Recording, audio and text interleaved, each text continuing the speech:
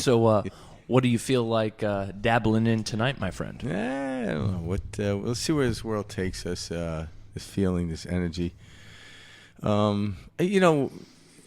This is something that actually, it's kind of what the human mind, I feel, gravitates towards in trying to understand this world. And it's in the principle of understanding of synchronicity. Okay. So it always shows up. It's synchronicity actually creates a sequence in which we understand a story or something. We start to see things happen. Like, I'll tell you a funny story today. Hell yeah. Yeah. So I'm at work in Shanna. One of my colleagues that works for me, and she, we have one of those Alexas, and I saw it spinning, and a lot of times she'll connect her phone to it. Okay. So I wasn't sure if it was something I ordered or whatever, and she goes, "No, I think my phone's connected." I'm like, "Okay, you obviously have a message." She goes, "Oh, I ordered this eye necklace to ward off evil spirits and stuff like that." I love it. Yeah, I started laughing. So I was like, "Oh, really?" I'm like, kind of like, like that. Hell yeah. And then I told her a story about Karen, how like we were in, I think we were in Hawaii. We were walking to a restaurant, and it's like we never been to this particular restaurant, and she's like, "If you ever leave me, don't ever bring a woman here." And then she spits on the ground. I curse the floor you walk on. And so I told Shanna that story because that's what reminded me. So then later on, I go to the gym before we actually started doing this podcast, and Karen was there, and I saw her in the gym, and she had this necklace I'd never seen before with an eye on it. That's funny. It is funny because there's a synchronicity, like, and you see the connection, but yet I don't know the causations of why the connections are happening. But it allows me to keep moving and building up the story, but not try to anticipate what's supposed to happen.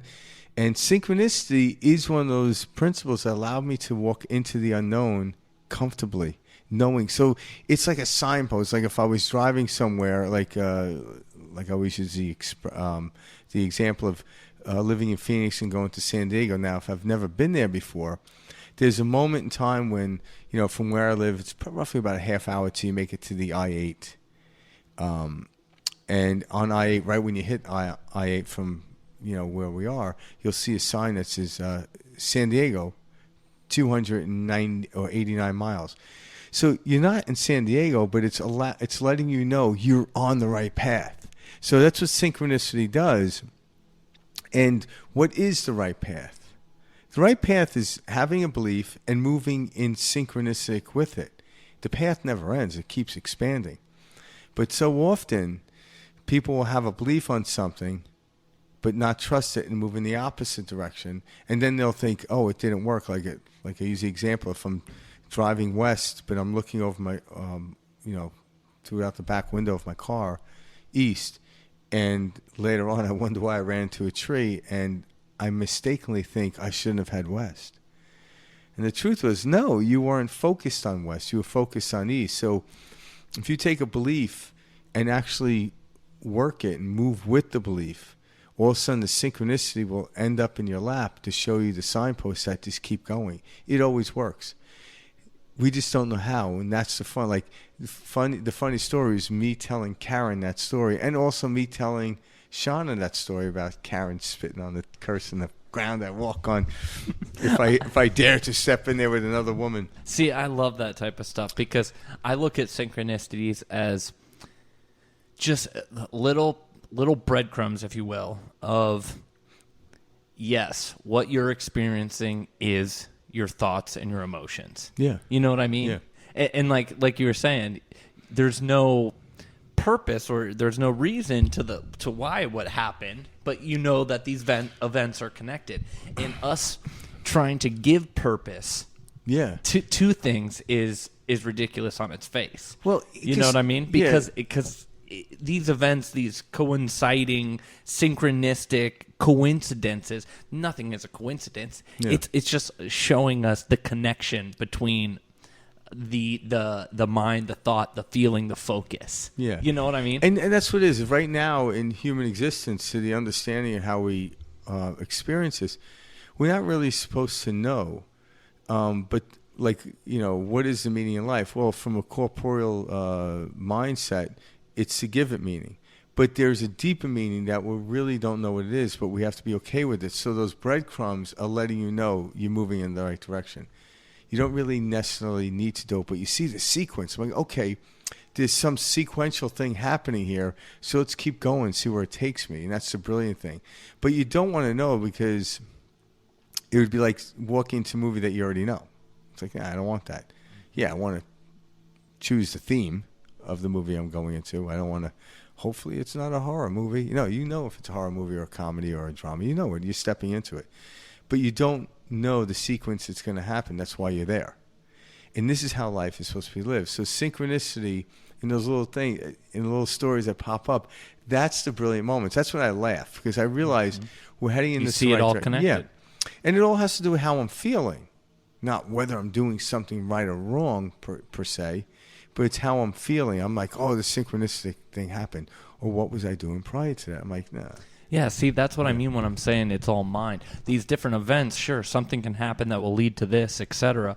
But the story you're creating about that is simply a story. It's a narrative. It's mental commentary. So rather than taking these synchronistic moments and saying this is because of that, see that for the mind that is it.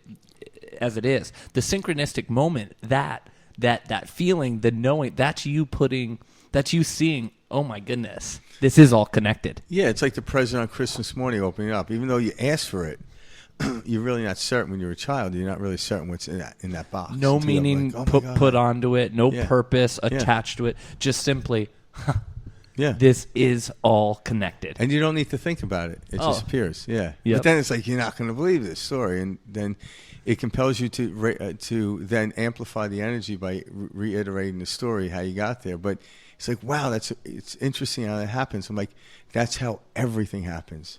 We just don't recognize it. I love that you said that, because it's true. Everything is spontaneous. Yeah. Yes, there are certain events and habits that we do that make things very likely to occur. Yeah. But truly, Well, everything is spontaneously Yeah. now. Think about this. You spontaneously fall asleep. You spontaneously wake up. No one knows when they wake up, and no one knows when they fall asleep. You don't. You can think during the day, I know I'm doing this, and no, you get into a sync, into a rhythm, but everything is spontaneous. And we often label spontaneous something that just comes out of nowhere, where we're seeing a sequence in the linear perspective, but yet each sequence onto itself is spontaneous.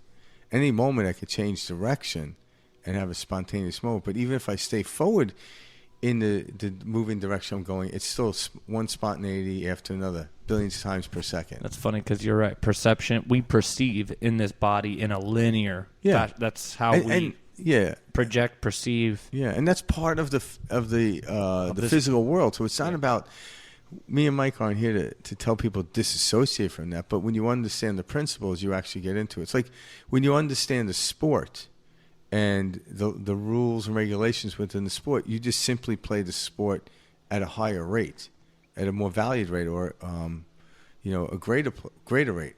But if you don't understand the rules, like you're running over, like, what am I supposed to be doing?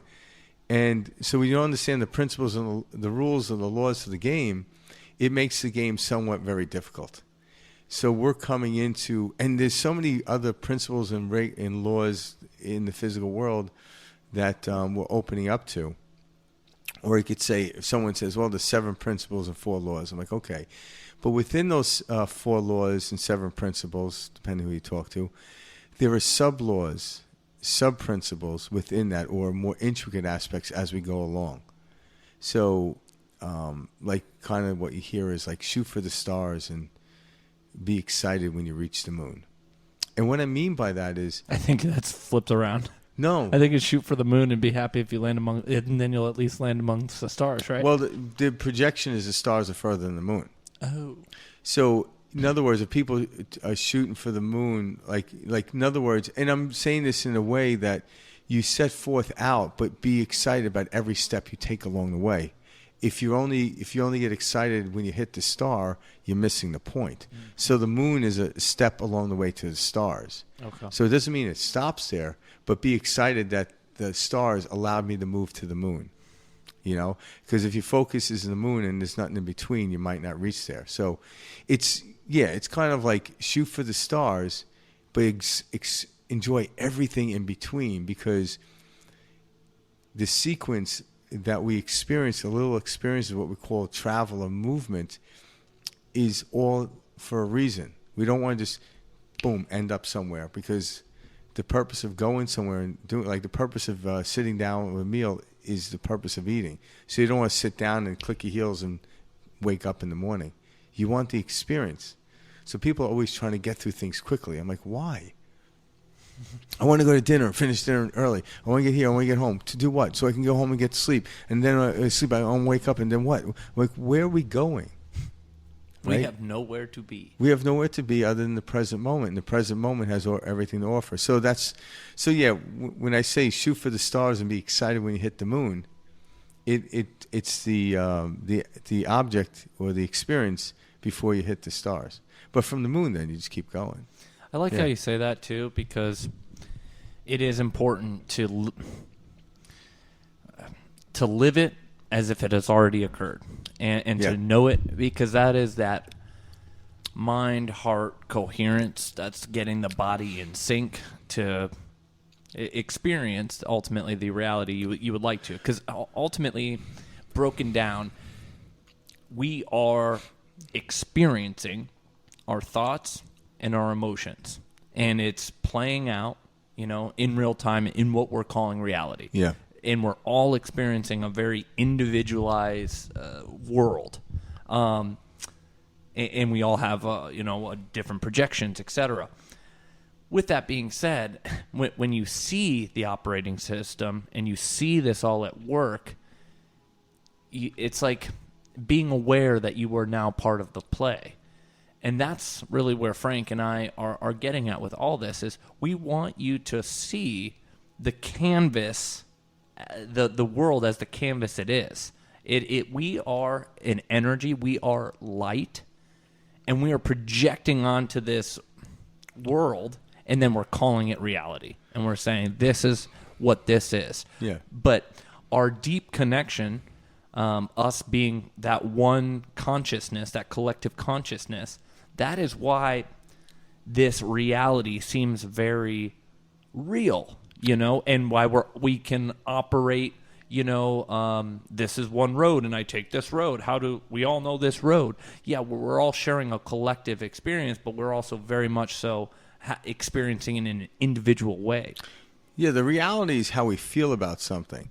And so, like, even we look at the physical reality when something appears, like this mug or something else, or say this microphone.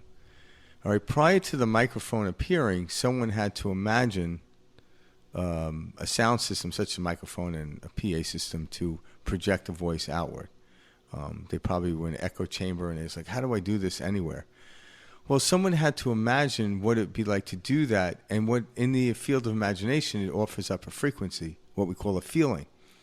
And when you actually immerse yourself in the feeling, it will then show you the intricate things to do or the path to take in which the physical thing will then come to manifest. So everything that we experience was once imagined prior to his experience. So what is reality? Reality is the frequency or the feeling we have towards something, and then we project it. Now, most of us, and even, we do it all day long. Like, I don't have to get a brand new car every day, but when I step into my car every day, I'm just reiterating a frequency, but it keeps changing, keeps wavering, especially as the miles go up. It's like, oh shit, this, based on how you're programmed to think about a car, right? People are like, how many miles you got on the car? Like, right? Like, why does that matter? Because it shows the value of the car, right? Like, how old is that person? Oh, they're getting old. Yeah, they lose some value. Such a condition. And I'm like, but that empirically true, that doesn't really hold the value of the car. Because if, there's a guy that can have like a 1956 Chevy, and you'd be like, there's not much value in that car. But I'm like, you ever look at it like cherry? It's like, bam, that's nice. So when you look at that, you don't ask the guy, say, hey, how many miles you got? I got 50 million miles on this baby. Seriously. It's like, So there is something funny about like how we value things. But the measurements are indications, and yeah, from the physical aspect of what we call fleeting or deterioration stuff, there is a value there. We understand this. I'm not taken away from that. But everything is fleeting. That's why as time goes on. But when you really look at it, like when I get in my car and drive it, I set the standard of how I want to feel about it. But once I start looking at the outside world for the reflection of how I ought to feel about it, this is when life gets shady. This is when life gets a little squirrely because somebody else is telling me how I ought to think about it. And I'm like, no, we're all here feeding from the one source energy and having a separate experience with that. It's not, are we one or individual?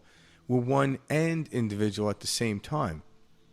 Just like the band members, each individually playing an instrument, but they're playing one song, And so it's both at the same time. So when people often ask, as we're getting to this higher understanding, it's never this or that, it's this and that. Are you conservative or liberal? I'm conservative and liberal. I breathe in and I breathe out. Do you breathe in or do you breathe out? I'm like, yeah. I'm only in, man. Yeah. Never out. So Never everything is either this and that, or everything is this or that. You can't have it. People like to play these games in subsections. Oh, this works over here, that works over there. Well, what's interesting is you had a group of scientists, everything from Niels Bohr to Einstein, we got into the idea of quantum physics, that there was a moment in time where science was okay with this weird energy field going over here, and they separated from this physical world in which Newton showed us in classic physics. But Einstein's like, no, there's got to be a correlation, a connection. You can't separate the two. Because the math that they use, like for classic physics, everything from like calculus and stuff like that, geometry to show how we do the physical world, well, doesn't really apply in quantum physics. So Einstein's like, how do we connect the two? Because they can't be separate. So it's not this or that, it's this and that. And then Einstein and obviously several other, Niels Bohr and other physicists of the time came to that understanding. It's not this or that, it's this and that, how it explains itself. So when you dive into that and you really want to live a seamless life, so to speak, in this world, start to grab that concept. I am not this or that. I am both.